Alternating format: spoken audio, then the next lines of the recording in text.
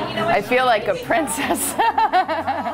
Lori Sorbo's laughter is infectious, and the fact that she can laugh 11 years later at her first book signing is what is truly remarkable. I want you to keep in mind, this isn't the Grammys, so I'm going to take longer than 2 minutes.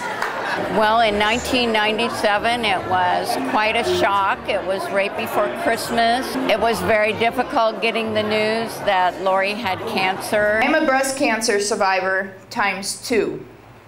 I've also survived cervical cancer, precancerous cells in both my eyes, resulting in lab-regenerated stem cell transplants.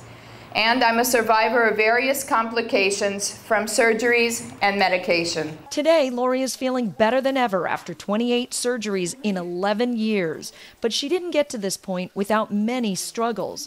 Lori documented her journey in a book titled 11 Years Later that was published this year. She hopes it will inspire and help other people, those dealing with cancer and their family and friends, as well as help cancer patients understand that they have options. It's important that everybody knows you have choices. Lori, against her doctor's recommendation, denied tamoxifen treatment based on her family history and the possible side effects. There are doctors out there that sometimes go by the textbook, and they don't take into account your family history. They don't take into account your age. They just say, okay, you have ductal carcinoma in situ, it's 8 weeks of radiation and follow up with tamoxifen treatment for 3 to 5 years.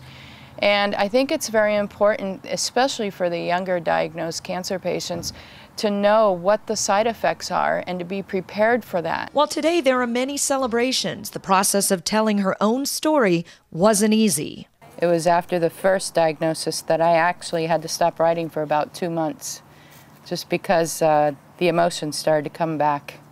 And it was,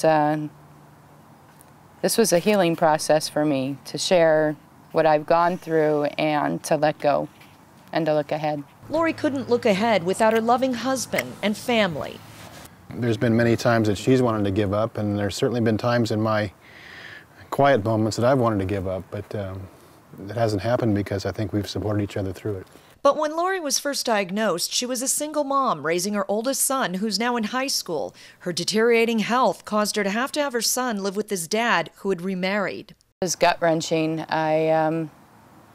Christopher was my world, and I just didn't have the energy to keep up with a 5-year-old at the time. Today, it's a wonderfully different picture. There's energy, happiness, health, and love. The best medicine in my life is laughter and children, so I try to keep a lot of it in my life. Their unified strength is how Lori is able to touch many lives with her book that's creating an energy that makes others want to share it.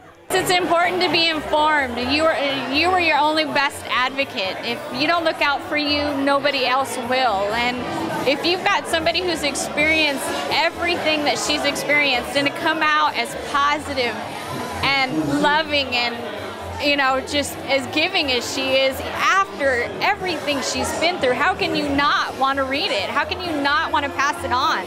How can you not want to be a part of somebody's life like that? This is why I'm here tonight, is because of all my friends and my family and acquaintances through different programs, because I've had their support. I'll never leave her.